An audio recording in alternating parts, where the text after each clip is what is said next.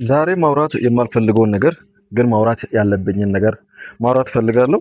በቢኤስኤፍ ላይ እየገጠመኝ ያለ ችግር ምንድን ነው? ውጭ ሀገር በአሜሪካ ወይም በሌሎች በአውሮፓ ሀገራቶች ውስጥ በበፊቱ ቪዲዮ እንደነገርኳችሁ አየሩ የማይመችበት ቦታ ላይ ምንም በጣም ቅዝቃዜ በሆነበት ቦታ ላይ ቢኤስኤፍን በመጀመር በኤሌክትሪክ ሲቲ እንደዚሁም ደግሞ በተለያየ የጉዞ ወጪዎች ምናምን በተለያየ ነገሮች ኪሳራ እያጋጠመ ነው። በዛም 100 ሚሊዮን 50 ሚሊዮን ዶላር እያቃጠሉ ይገኛሉ እነዚህ ማለት ነው። ኢትዮጵያ ውስጥ የገጠመን ችግር ደግሞ ቢኤስኤፍን የማይሰሩ ሰዎች ከኛ ቢኤስኤፍን በመግዛት 2 ኪሎ 1 ኪሎ በመግዛት ፎቶ በማንሳት ሰርኩላር ኢኮኖሚ ምናምን በማለት ግራንትና ፈንዶችን በመቀበል 10,000 ዶላር 20,000 ዶላሮችን እየተቀበሉ የት እንደገቡ የማይታወቁ ሰዎች እየበዙ ነው ያሉት። እንደዚህ አይነት ነገሮችን እየሰማው ነው። እውነት ይሁን ውሸት አላውቅም፣ ግን እንደዚህ አይነት ነገሮች ኢንፎርሜሽን ያሏቸው ሰዎች ነግረውናል።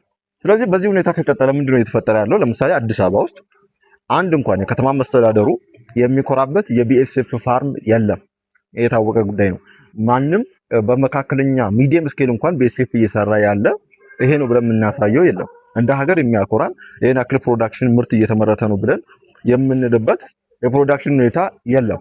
ስለዚህ በዚህ ሁኔታ ከቀጠለ ሰዎች ገንዘቡን እየወሰዱ ሶሻል ሚዲያ ላይ የተለያየ ቦታ ላይ ቢኤስኤፍን እንደሚሰሩ ሆነው ገንዘብን እየተቀበሉ ትክክለኛዎቹ ቢኤስኤፍ የሚሰሩ ሰዎች እንደኛ አይነት 4 ዓመት 3 ዓመት የደከምንበት ሰዎች ምንም ሳናገኝ እነዚህ ሰዎች ፎቶ እየለጠፉ ኪሎ እየገዙ ሰርኩላር ኢኮኖሚ እያሉ እየሰከሱ ይሄንን ነገር እየተጠቀሙ እንደሆኑ ይሰማል። ይሄ ማለት አንድ ሰው አትሌቲክስ ላይ ወይም የሩጫ ተወዳዳሪ ሳይሆን የሩጫ ልብስ ለብሶ ቁንጣ ለብሶ ጫማ ለብሶ እንደ ሞራጅ ራሱን አስመስሎ ብሩን እንደመቀበል ነው። እኛ ሀገራችንን እናስጠራበት ልክ ሯጮቹ ሀገራቸውን እንዳስጠሩት እና ኃይሌ ገብረስላሴ እንደቀነኒሳ ሀገራቸውን እንዳስጠሩበት እኛም ሀገራችንን እናስጠራበት ገንዘቡን ለኛ ስጡ። በእርግጥ ስራውን ስንጀምር ግራንት ወይም ደግሞ ፈንድን አስበን አይደለም የጀመርነው። ሀገራችንን በዚህ ዘርፍ ላይ ሰርተን ራሳችንን ለውጠን ከዛ በኋላ ሀገራችንን መመገብ ነው የኛ አላማችን። አሁንም የተቀየረ ነገር የለውም። ነገር ግን እንደዚህ አይነት ነገሮች ቢመጡ ያፈጥኑናል። ቢቀሩ እኛ መንገድ አናጣም። ምክንያቱም መንገድ ፈጣሪዎች ነን፣ እኛ ብርሃኖች ነን ማለት ነው። ስለዚህ እንደዚህ አይነት ቀልድ ምናቅ ሰዎች አይደለንም። ግን ይህንን ነገር ለመናገር ፈልጌ ነው። በጣም ልክ ያልሆነ ነገር እየተሰራ ይገኛል። እኔ እንደ አንድ ስራ ፈጣሪ ገንዘብን ከባዶ አየር ላይ መፍጠር አለብኝ ብዬ ስለማምን ገንዘብን ፈረንጅ በሚሰጠኝ ገንዘብ ህይወቴ ይቀየራል ብዬ አላስብም፣ ወይም ደግሞ ስራዬን አሰፋለሁ ብዬ አላስብም። እንደ አንድ ስራ ፈጣሪ ከራሴ ውስጥ ገንዘብን መፍጠር የሚችል በስራዬ ውስጥ ገንዘብን መፍጠር የሚችል ስትራቴጂዎችን ቢዝነስ ፕላኖችን ማዘጋጀት እችላለሁ ብዬ አምናለሁ። ነገር ግን እንደዚህ አይነት ነገሮችን ስለሰማው በጣም ልክ ያልሆነ ነገር ስለሆነ መናገር ስለፈለኩኝ ነው። ብዙዎች ዝም ብለዋል በዚህ ጉዳይ ላይ፣ ነገር ግን መናገር ስላለብኝ ነው። እንደውም ከአንድ ቦታ የሰማሁት ነገር ምንድነው? እስኪ እዚህ ቪዲዮ ላይ ሰምተን እንመለስና በደንብ ላውራችሁ። ፒች ፕሪን ትክክል ነው። ሁሉም ነገር ልክ ነው ያነሳውና ፒች ፕሪነር እያደረግናቸው ነው። በጣም የተወሰኑ ልጆች እንደ ቢዝነስ ይዘውታል። ኦፖርቹኒቲው ለሁሉም ነው። ሁሉም ደግሞ ሲመጡ የራሳቸው ቻሪታብል ፐርፐዝ አላቸው። ግን ያ ቻሪታብል ፐርፐዝ ካንተ ጋር ላይን ካላደረገ ምን ሰራለህ? እዛ አካባቢ መጥፋት ነው ያለበት አይደል? ሶ ያችን ፒች እየያዙ እየሄዱ በየቦታው ፒች እያደረጉ ግራንት ነው አንተርፕረነርነት ቀርቶ ግራንት ፕረነርነት ይመጣል። አዲክትም እኮ ያደርጋል። አንዴ ደግሞ በግራንት የተጀመረ ነገር ልክ እንደ ሄሮይን አዲክት ያደርጋል። ከዛ ውጪ ስራ መስራት ላይችሉ ይችላል። ከዛ ምን ታደርጋለህ መሰለህ? በጣም መስራት የሚችሉትን ልጆች ትሸፍናቸዋለህ። ስለዚህ በየኢቨንቱ በየኤግዚቢሽኑ ፊት ለፊት ያሉት እነሱ ስለሆኑ ኤክስፖዠሩ ማግኘት ያለባቸው ሪል ተደብቀው መስራት የሚችሉ ልጆች ተደብቀው ተሳቀው ነው ያሉት። እነሱን እየጎተትን ከጓዳ ማውጣት አለብንና ይሄ ደግሞ ስፔሱን የሞሉት ደግሞ ግራንት እሱ መቀየር መቻል አለበት። የልጆቹ ሜንታሊቲ መቀየር መቻል አለበት። ይሄ የኔ አሁን ባለኝ what's your challenge ብትለኝ this is my challenge። በቃ this is my challenge። most of ሜምበሮቼ ግራንት ፕረነር እየሆኑ ነው ያሉት። ይሄንን ደግሞ እንደ ቢዝነስ የያዙት አሉ። ኮንሰልቲንግ ካምፓኒዎች ምናምን ከዶነር ገንዘቡን እየተቀበሉ ሼር ያረጉ ፕላትፎርም እንትን ማስታወቂያ አንድ ወጣት ከአንድ ፈንድ ካረገ ተቋም ለአራት ኮንሰልቲንግ ካምፓኒ ፈንድ አድርጓል። አንድ ተቋም አራቱም ላይ አንድ ልጅ አለ።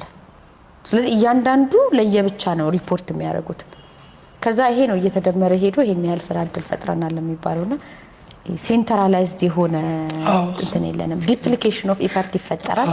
አንድ ፌል ያደርጋል። እውነቱን ለመናገር በዚህ አጋጣሚ ለኛ ሊያግዙ ነው የመጡት ዴቨሎፕመንት ፓርትነሮችም የራሳቸው ቪዥን እንዳላቸው ሆኖ እውነቱን ለመናገር ጥሩ ነገር ነው አይደል? ጥሩ ነገር ነው። እነሱም ሰክሰስፉል እየሆኑ አይደለም። እሱ እኮ ነው አሁን እስከዛሬ የሄድንበት ነገር አለ። ምን ቆም ብሎ አስቦ እኔ የመመክረው እነዚህ ዶኔሽን የሚያመጡ ሰዎች ያመጡ ጥሩ ነገር ነው፣ ግን ይሄ ነገር እንዲሰራ ምን መደረግ አለበት? ኢኖቬሽኑን ኦን የሚያደርገው ልጅ ሌላ ኤክስፔሪየንስ ያለው አንተርፕረነር ያስፈልጋል ከልጁ ጋር አብሮ የሚሄድ። ከዛ የነሱ ገንዘብ ቢጨመር ያ ሰውዬ አይዲያውን ቬሂክል አድርጎ ቬሂክሉ እንዲሄድ ያደርገዋል። ያለዛ በቀጥታ ከልጆቹ በኮንሰልታንሲም በኤንጂኦ በኩል አድርጎ የሚሄድ ከሆነ የአንድ ቀን የስብሰባ ጉዳይ ነው የሚሆነው።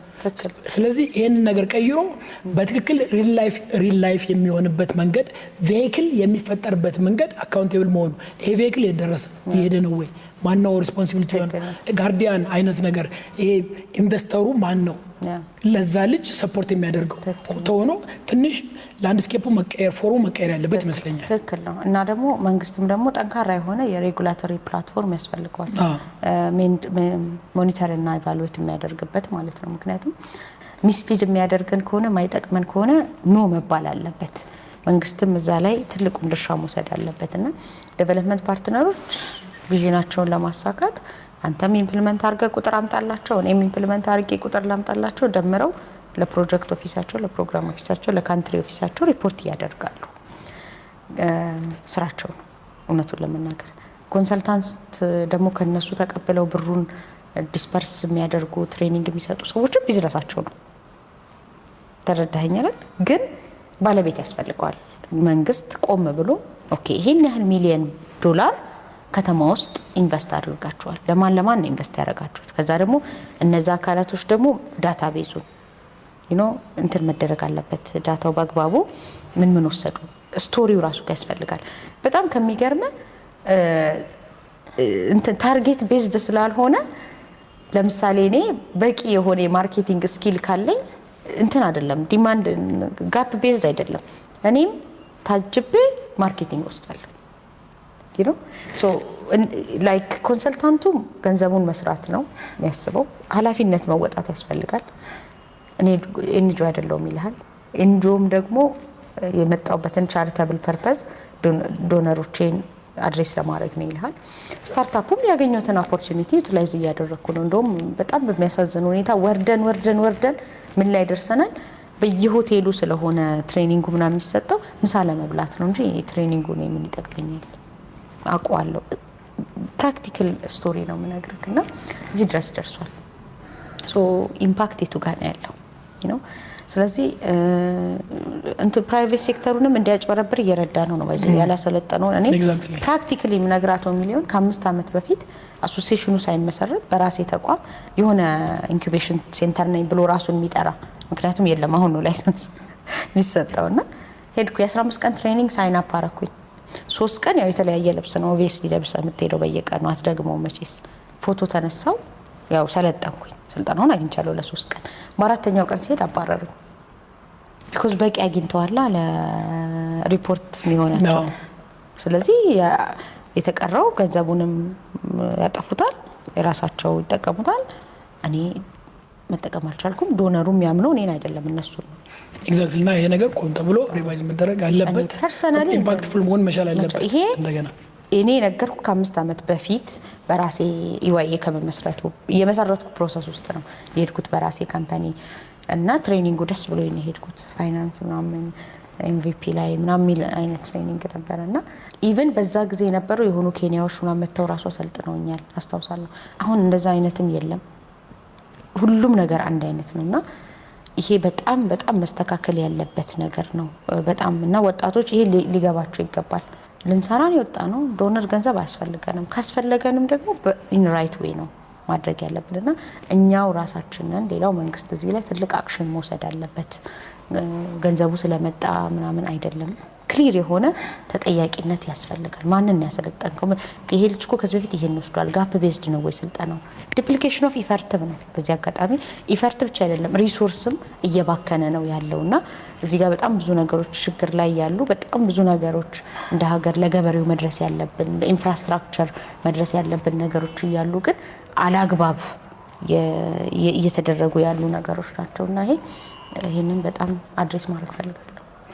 በጣም ጥሩ